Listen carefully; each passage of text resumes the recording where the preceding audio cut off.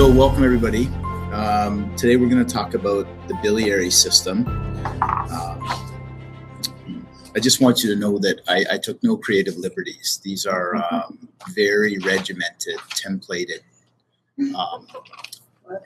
keynote that I had to use. And so for those of you at home that are expecting some flair or color, apologies. All right, let's get started though, biliary. So today our objectives are very similar than in the prior sessions. It's to recognize the advantage of point of care ultrasound and the assessment of suspected biliary pathology, and to try to demonstrate how you can impact downstream care using point of care ultrasound.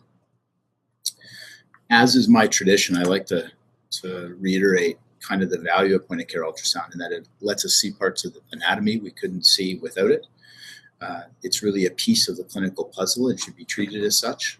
And with the assessment of the right upper quadrant, as with most of our applications, this is something that we can do in a timely fashion at the bedside that makes it really point of care. But to be successful, we need to make sure that we acquire the image well, we interpret the image well, we understand the limitations, and we can integrate it into our clinical decision making and management. And this is really where the mastery comes in. Again, as we discuss the biliary system, depending on where you are in the world and your clinical setting, the pathologies you see, there may be some elements of what I'm going to talk about that are more relevant or less relevant to you. And so really, like with all applications, this one, again, is kind of geographic. So let's start by talking about technique and getting an image of the gallbladder. So does anybody want to share their approach? Not everybody at once. How do you find the gallbladder? So starting subxiphoid and moving to the patient's right. Sure, it's one approach. What from? Usually the face, I think. Yeah, the carefully. So you can use, in terms of like the technique of looking in imaging with small children, again, there's not a lot of depth there. So you could use high frequency if you chose to, if that's the only transducer you had. But most of the time we are using something that has a lower frequency, so you can get a little bit more depth. In adults, they often will use the large curvilinear, which gives you, the best penetration, because often you're dealing with lots of soft tissue. I like the technique of actually starting with the view that we're good at, the fast view, and starting in the right, upper quadrant, right lower quadrant of the fast, and moving kind of across the liver until you find the gallbladder. I find that for people that are just starting out and getting used to the anatomy, that's kind of a good approach. It kind of landmarks everything. And when you see kind of this illustration of the anatomy, you can see how that works. You're kind of down in that bottom corner of the liver, and then you can kind of just find your way across the liver edge until you see the gallbladder.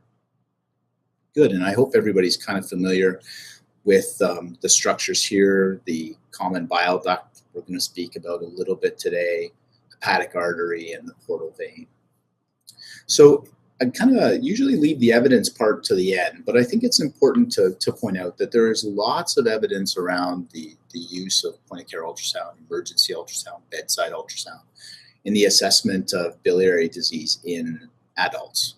There is some in pediatrics, but it's pretty translatable. And the reason it's translatable is, in children, the visualization of the gallbladder tends to be much easier than it is in adults, just because of body habitus. And so, in my estimation, when there are studies done, like I think this great study that was done by the Summers Group in 2010, it's aged well, but they actually compared themselves against radiologists with a gold standard of pathology. So it wasn't about how they compared to radiology scans, but to a final pathology. And they found that they were essentially the same. Radiology, or DI, had a sensitivity of 83%, a specificity of 86%, while emergency doctors had a sensitivity of 87 and a specificity of 82. And again, that was with a gold standard of pathology, proven cholecystitis. And so the point I'm trying to make is we still could use some data. We could use a large study looking at pediatric assessment of biliary disease. But I think there's enough there to support the use of it in our practice. And I think that's important as we go on and kind of talk about what we're looking for. So in terms of findings, so what are the scenarios? What's a scenario where you're going to look at the gallbladder in a pediatric patient? Right, Like right upper quadrant abdominal pain. Yeah. Positive Murphy sign. Positive Murphy sign, right? Vomiting fever. Jaundice. Yeah. Vomiting, fever, abdominal pain. Yeah. So it's pretty, for us, it's pretty common, but we're always we're being pointed to that right upper quadrant a little bit. And typically what we're looking to assess stones, right? Cholelithiasis. We're looking at the anterior wall thickness, pericholecystic fluid, and a sonographic Murphy's. These are kind of the big four things that we're looking for with our point of care approach. Anterior wall thickness and pericholecystic fluid as indicators of cholecystitis, stones of cholelithiasis, and sonographic Murphy's, again, being shown to be predictive of cholecystitis. So let's just look at a whole bunch of images so we can see and kind of acclimatize our eyes to looking. So I'm going to ask some people to describe what they're seeing. So what do you see here? Object that is shadowing.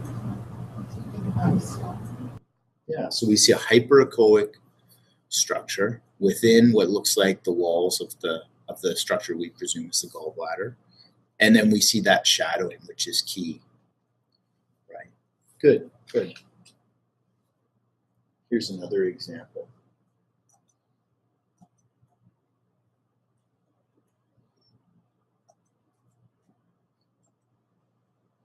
Rolling stone. So you can see here again, you see that hyperechoic structure, but you see the shadow. Here's a large kind of distended gallbladder. Again, we see a structure sitting in there. And you can see as you fan through, you know, you want to make sure, if anything, if you take away anything from today, that you want to be thorough in how you assess the whole structure. But I want to give you a flavor of how different stones can present. So there you see a small stone. Here, much bigger stone, right? Much bigger stone, easier for your eye to appreciate. And here you can see the provider is tracing the gallbladder all the way down to the neck, and we'll come to that again in a minute. Is the wall thickness okay for you guys?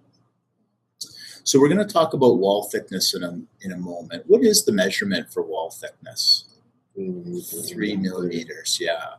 And so I think it's something that, but what's the trick to measuring? Where do you want to measure wall thickness? Anterior wall. Anterior wall, right? And then what else do you have to be kind of aware of? I think kind of what the gallbladder looks like itself.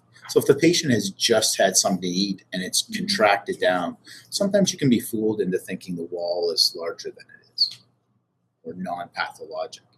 Here's another example. And I think, again, this collection of images just showing stones allows you to see the different kind of appearances of the stone, but also shows you in pediatrics, because this is just a collection of stones from our archives, how clear it is for us to kind of acquire these images.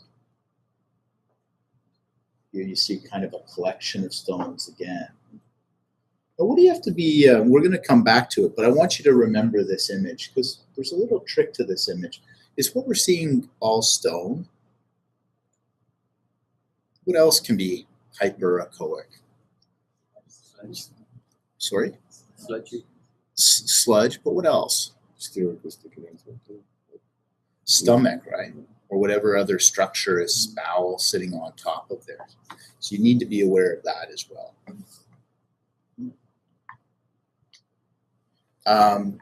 All right. So let's look at another image. Here. There's another kind of clear stone, and again you can see the shadow. This image is kind of interesting because you see the stones and the collection of stones, the shadow, but you also get a sense that there's a little bit of that sludge there, material that hasn't quite formed into a stone. Here's another example.